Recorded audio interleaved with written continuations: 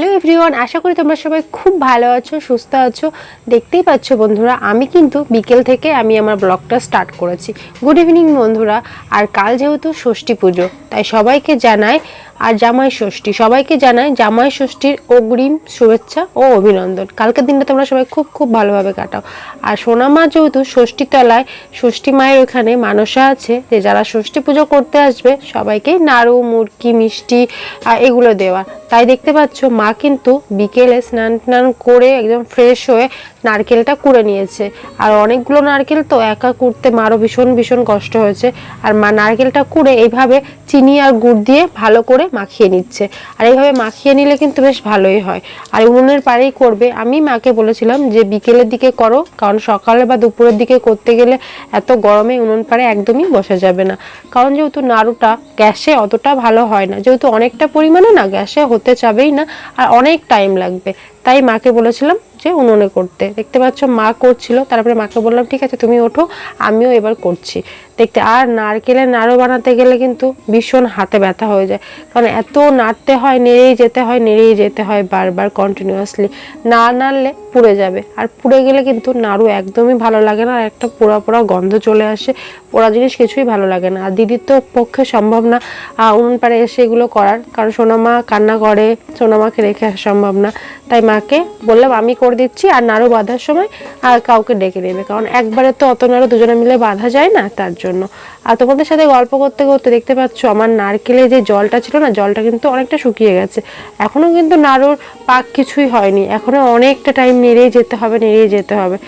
আর ওই খুন্তিটা দিয়ে আমি ভালো পাচ্ছিলাম না, এই জন্য ওই খুন্তিটা রেখে অন্য একটা খুন্তি ব্যবহার করলাম, কারণ ওটাতে আবার হাত লেগে যাচ্ছিল। আর দেখতে পাচ্ছ বন্ধুরা, নারকেলের নাড়ুর মধ্যে কিন্তু এলাচের গুঁড়ো দিলে কিন্তু ভীষণ ভালো একটা স্মেল হয়, বেশ ভালো লাগে। তাই দেখতে পাচ্ছ মা এলাচটা গুঁড়ো করে দিয়েছিল, আর আমি সেই এলাচের গুঁড়োটাই দিয়ে দিলাম, দিয়ে ভালো করে নাড়িয়ে যাচ্ছি।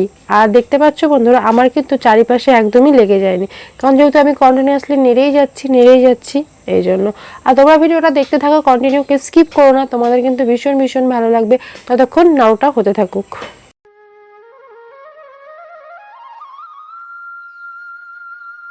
দেখতেই পাচ্ছ বন্ধুরা, আমার নাড়ু কিন্তু পাক চলে এসেছে নারকেলটার। এবার আমরা নাড়ু বেঁধে নেবো। আর আমরা নাড়ু বাঁধছিলাম চারজন, একটা বৌদিকে দেখেছিলাম, আর দিদি আর সোনামা ততক্ষণ তার দাদুর কোলে ছিল। আর এইভাবেই নাড়ুগুলো বেঁধে নিচ্ছিলাম। আর প্রচণ্ড গরম, আমার দিদি তো গরম হাতে দিতেই পারছিল না, আর আমিও পাচ্ছিলাম না। সামনে পাশে একটা জল রেখেছিলাম, আর দিয়ে গোল গোল করে পাকিয়ে নিচ্ছিলাম। আর ছোটোবেলায় কিন্তু এরকমভাবে নাড়ু গোল করতে বেশ ভালোই লাগতো। আর এখনও অনেক দিন পরে নাড়ু বানলাম, সেরকম তো এখন আর কেউ নাড়ু খায় না।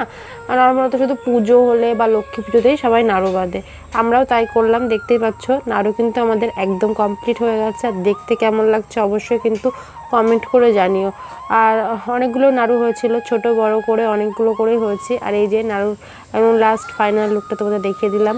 নাড়ুটা কিন্তু বেশ ভালোই হয়েছে। দেখতেই পাচ্ছ বন্ধুরা, বাবা বাজারে গেছিলো, বাজার থেকে মিষ্টি আর দই নিয়ে এসেছিলো। তারপরে আর সেরকম ভিডিও করা হয়নি। এই যে দেখতেই পাচ্ছ বন্ধুরা, মা তুলে নিয়ে এসেছিল ফুল আর মালাগুলো গাঁথবো। এই যে আমার কিন্তু মালা গাঁথতে ভীষণ ভালো লাগে, আর মালাটা একটু অন্যরকমভাবে গাঁথতে চাইছিলাম যাতে দেখতে ভালো লাগে। আর গাছটা তো অনেকটা মোটা, এই জন্য বেশ এরকমভাবে গাঁথলে বেশ ভালোই লাগবে, তাই এইভাবেই মালাটা গাঁথছিলাম। এবার কিন্তু ষষ্ঠীতে আমার বড়ও আসতে পারবে না, আমার জামাইবাবু আসতে পারবে না। এবার ষষ্ঠী পুজো কিন্তু আমরা দুই বোনই আছি এখানে, আর আমাদের সোনামা আছে। কি করা যাবে, ছুটি পাইনি। আর সামনেই দাদার বিয়ে, যেহেতু দাদার বিয়েতে আসতে হবে, এই জন্য তারপরে তো আমিও চলে যাব, এই জন্য আর ষষ্ঠীতে আসতে পারিনি। এই যে দেখতে পাচ্ছ বন্ধুরা, কথা বলতে বলতে কিন্তু আমার মালাটা গাঁথা একদম কমপ্লিট। আর অনেকটা বড় মালা, যেহেতু আমাদের ষষ্ঠী গাছটা অনেকটা বড়। তারপরে সেরকমভাবে ভিডিও করা হয়নি। এটা হলো পরের দিন সকালে। দেখতে পাচ্ছ মা কিন্তু সমস্ত ফল টল নিয়ে এসেছিলো। আর এরকম কাদের লাগে বলবে বন্ধুরা অবশ্যই কমেন্ট করে। আমাদের কিন্তু ষষ্ঠীতলায় যেতে গেলে এরকম ফল দিতে হয় ষষ্ঠী মাকে। আর এইগুলো দেখতেই পাচ্ছ মা গুছিয়ে নিয়ে এসেছিলো। তারপরে এই যে এইগুলোকে একে বানাও, এগুলো কলার ফেটো যেগুলো হয় না, ওইগুলো দিয়ে বানাতে হয় পাখা আর একটা ধনুক। দেখতেই পাচ্ছ এইভাবে বাবা কিন্তু বানিয়ে দিয়েছিল সকালবেলায়। আর আমাদের কিন্তু এগুলো বানাতে হয়। আর তোমাদের কাদের কাদের এরকম বানাতে হয় বলো। আর এখানে কিন্তু অনেকগুলো করে ফল ছিল, ছোট ঠাকুমাদেরও ছিল, মানে আমার ঠাকুমা আরেকটা ঠাকুমাদের আর আমাদের ছিল।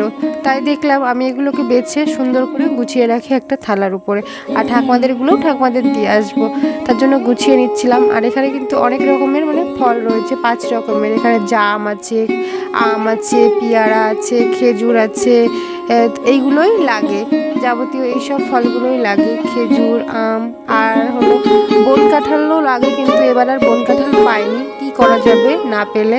এইভাবে দেখতে পাচ্ছ তোমাদের সাথে গল্প করতে করতে সমস্ত ফলগুলো কিন্তু আমি গুছিয়ে নিচ্ছি সুন্দর করে।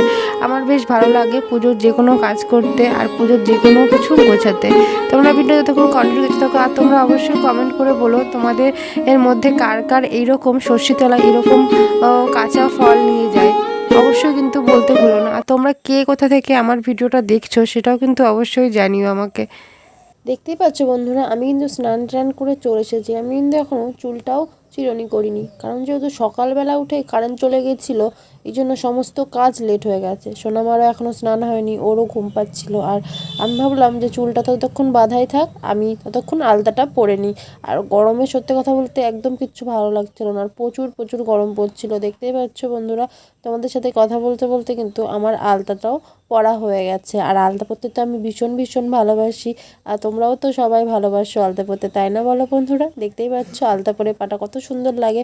তারপরে মা অন্যদিকে সব গোছাচ্ছিলো, আমি বললাম ঠিক আছে তাহলে আমি তোমার ফল টলগুলো কেটে দিচ্ছি। আর এই যে দেখতেই পাচ্ছ আমি সমস্ত ফল টলগুলো ধুয়ে নিলাম, এবার এক এক করে সমস্ত ফল টলগুলো কেটে নেব।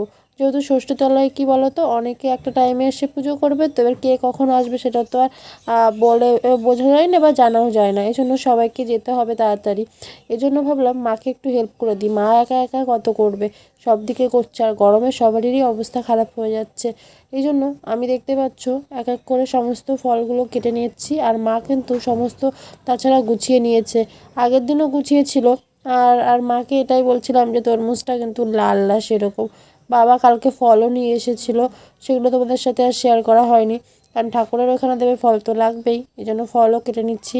আর এবারে ষষ্ঠী পুজোটা কিন্তু আমাদের কাছে খুব খুব স্পেশাল, যেহেতু আমাদের সোনামা আমাদের এর কাছে এসেছে, এই জন্য আরও খুব ভালো লাগছে। আর সোনামাও কিন্তু ষষ্ঠীতলায় যাবে, সোনামা কিন্তু এখনও স্নান করেনি, কারণ সোনামা ঘুমাচ্ছে, যেহেতু কারেন্ট ছিল না এই জন্য আমাদের সমস্ত কিছু লেট হয়ে গেছে। আর আমাদের ফলও কিন্তু কাটা হয়ে গেছে, আর আমার মাসিও এসেছে। ষষ্ঠীতলায় মাসি যাবে না, এদিকে দেখতে পাচ্ছ বন্ধুরা গল্প করতে করতে কিন্তু আমি সমস্ত ফল কেটে নিয়েছি, আর নৈবেদ্যটাও সাজিয়ে নিয়েছি আতপ চাল দিয়ে।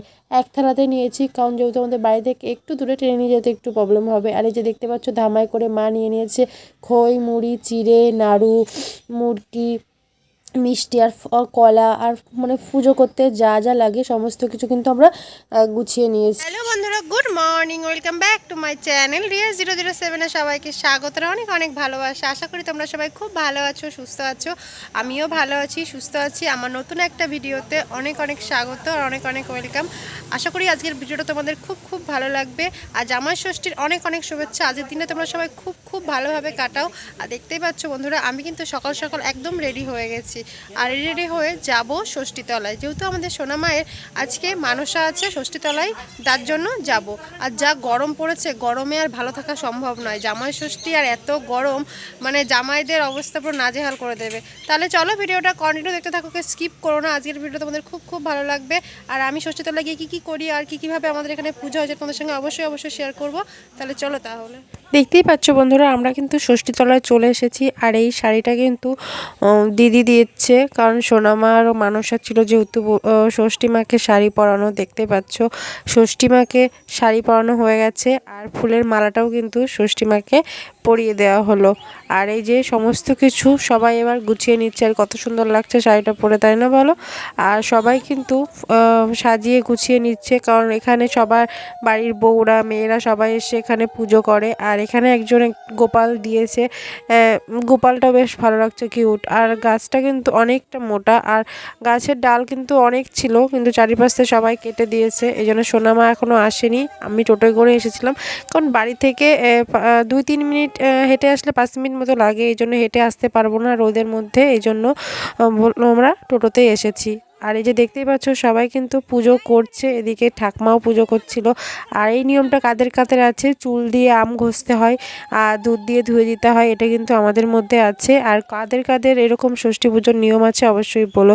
আর দেখতেই পাচ্ছ তারপরে সোনামা কিন্তু চলে এসেছে, আর সোনামা কিন্তু ভীষণ খুশি, আর সোনামাকে একটু প্রণাম করিয়ে দিচ্ছে ওর মা।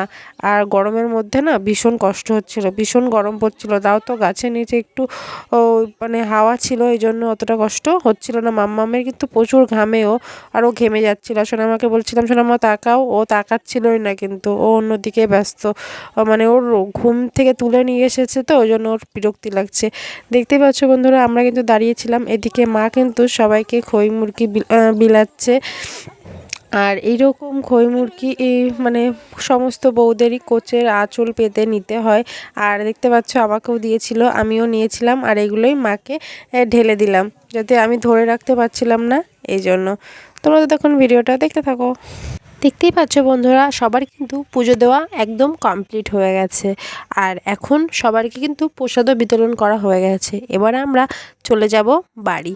দেখতেই পাচ্ছ সোনামার কিন্তু গরম লাগছিল, যেন ঠাকুমা হাওয়া দিচ্ছিল। আর এদিকে আমরা দাঁড়িয়েছিলাম টোটোর জন্য, কারণ টোটোতে করেই যাব। তারপরে যে আমরা টোটোয় উঠে পড়েছি, আর সোনামাও চলে আসলো।